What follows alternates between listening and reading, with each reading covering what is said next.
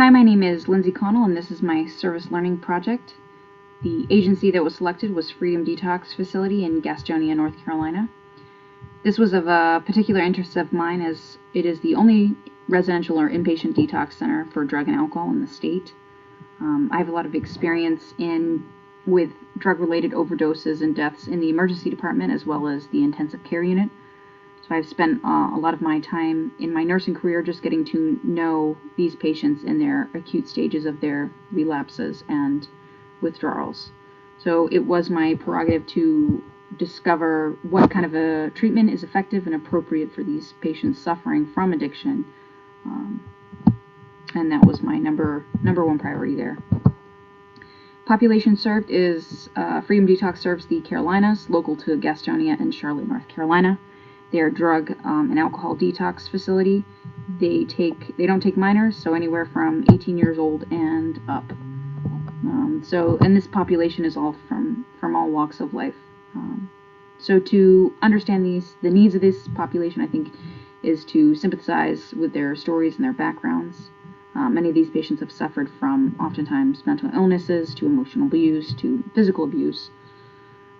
For the needs for them, they just want to be able to have access to safe detox through medical management, education with coping mechanisms for their withdrawal and their overall mental health, one-to-one professional psychiatric counseling, as well as peer support through group therapy, and then also long-term care plan and having a care plan through the case management department at Freedom Detox is really key to a lot of these patients' recovery and making sure that they have a plan after detox.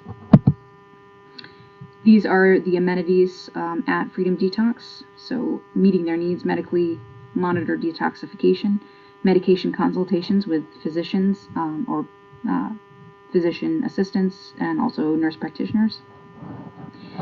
That is the in-house support. Also counseling through psychiatrists as well as certified counselors. And then the case management side, again, the continuity of care referrals.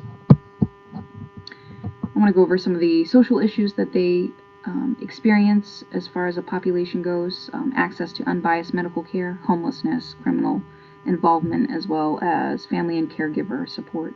So many of these residents have told me that they feel they don't seek medical help because they feel like they are being judged for their IV drug use or their alcohol abuse.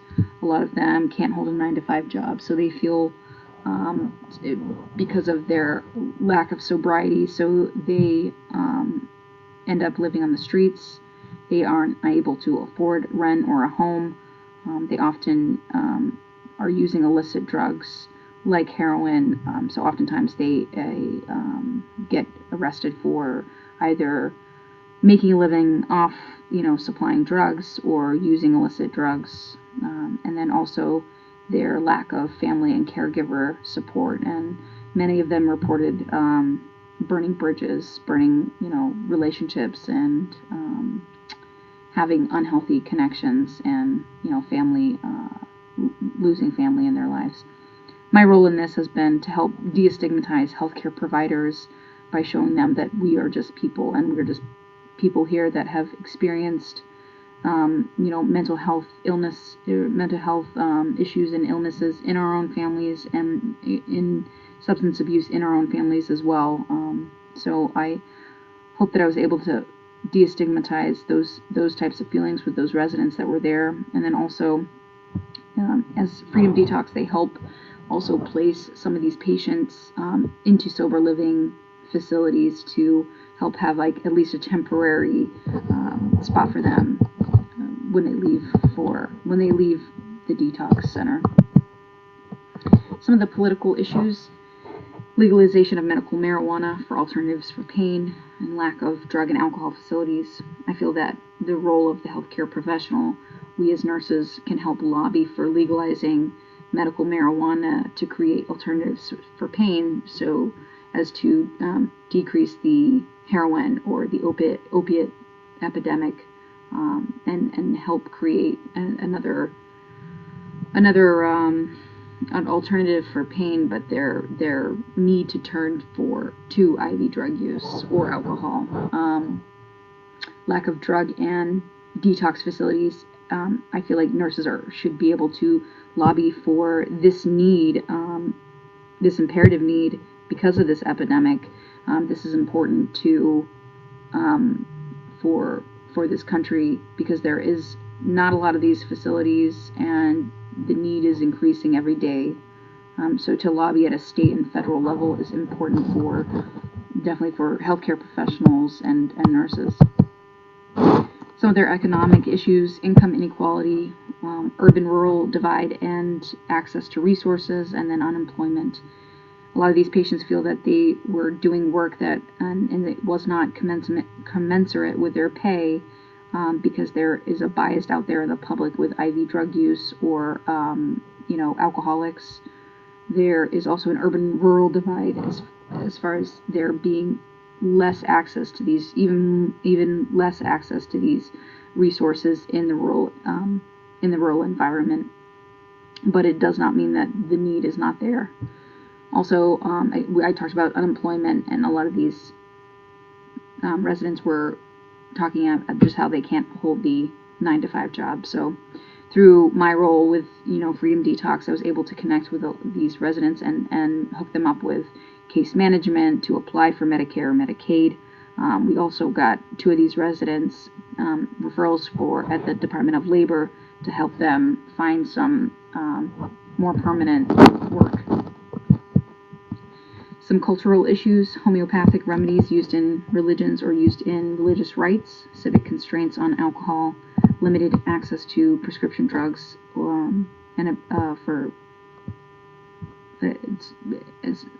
limited access to prescription drugs, and then this leads to abuse to alcohol or illicit IV drug use. Binge drinking and drinking games in the U.S. is definitely one of the cultural issues that we experience that can lead to alcohol addiction. The homeopathic remedies: there was actually a Native American at Freedom Detox that he talked about accepted drug use in his culture, such as peyote, that is used in many religious rites. Civic constraints on alcohol: in the U.S. it's 21 years of age, but in other countries it's perfectly acceptable at 15 as a teenager to be consuming alcohol, perpetuating a lot of these alcohol addictions. There's also limited access to health insurance, health care, and obviously prescription drugs. So a lot of these patients and residents will turn to alcohol or illicit drug use because it's cheaper to get. And then we talked about the binge drinking. Project design. So I obviously, through my love of advocating for this population and my passion for mental health, I actually contacted the owner of Freedom Detox, and we talked about my experiences through the emergency department and through ICU. She put me in contact with the nurse manager. From there, I set up an appointment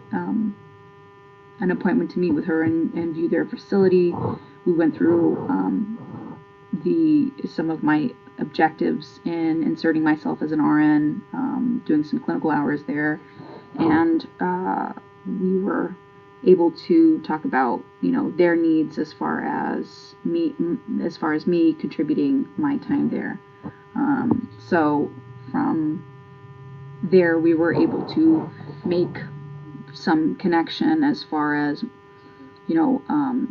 experience on both sides of the spectrum, whether it be outpatient or inpatient or through the emergency department. We have had a lot of shared experiences, and I thought this was pretty valuable here. These were just some project revisions for the future. I thought that coordinating a referral program with local emergency departments was especially helpful for some of these detox programs, getting them over the acute phase and keeping them getting them medically cleared before that they would come to these detox programs was obviously imperative, but just having a resource there in the emergency department would be very helpful for this population.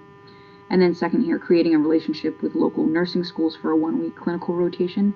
I think this is so imperative to bring awareness to new nurses and just break down those barriers with this population so that they feel like, yes, we care, we want to be more involved, and we want to help you with your recovery, but also with the nurses, that to help them realize that this is a real epidemic, and this is the need for these detox centers are so important.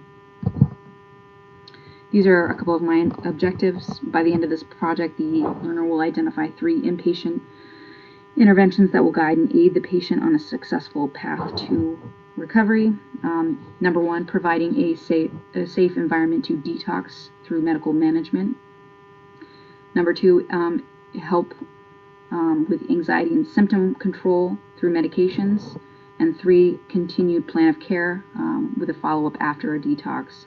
I thought these were crucial interventions to help these patients on a path of recovery. Number 2, by the end of the service learning project, the learner will discuss 5 advantages of having more detox facilities in the state of North Carolina. And I said safely monitored and medically managed with medications because of the withdrawal symptoms, and they're less likely to use if their symptoms are controlled. They received physical assessments from doctors and mid-level practitioners. Most major insurances are accepted by Freedom Detox, and a lot of these are state and federally funded, a lot of these detox programs nowadays. Also, there are case managers on board to help with long-term care and follow-up, and then also just the general care of receiving one-to-one counseling and group therapy by professionals was crucial for these residents as well. Objective 3, by the end of the project, the learner will provide 3 teaching points regarding long-term drug and alcohol recovery to be used for patient education. So I decided that first and foremost, ask for help. Reaching out is the first path, to recovery. 2, mental illness and drug addiction are chronic diseases. Treat them like it. Keep taking medications. Keep up with therapy. And 3, support groups and group therapy like Alcoholics Anonymous help really emotionally manage your feelings and help create healthy connections with others. This is my impact, I feel, on the population. I helped to build relations with these patients and help decrease their stigma with RNs or help with the medical community, and to help really give them awareness of our role in their path, either in inpatient or outpatient setting. Also helping them to recognize signs and symptoms of their withdrawal so they can really try and control that before they try and use again. My personal reflection, I felt that I have a better idea of what they need on the inpatient and outpatient setting. I feel like I connected with them on a personal level and explaining to them that we are all people and we all have substance abuse or mental illness in a lot of our families. And then again, just destigmatizing the mental health and drug addiction in general has been really instrumental for my growth as a registered nurse as well, and just being able to understand where these patients are coming from and trying to meet them at that level. And lastly, my professional impact, it has enhanced my physical assessment skills. Obviously, my attitude is a lot more strengthened towards mental health and their acute phases of drug addiction. I advocate for referrals for these types of programs now in the emergency department, and now I feel like I am able to have more of an opinion and the confidence in lobbying for access to care for these detox facilities and drug rehabilitations in general. This is the conclusion of my presentation, and here are my references, and thank you very much.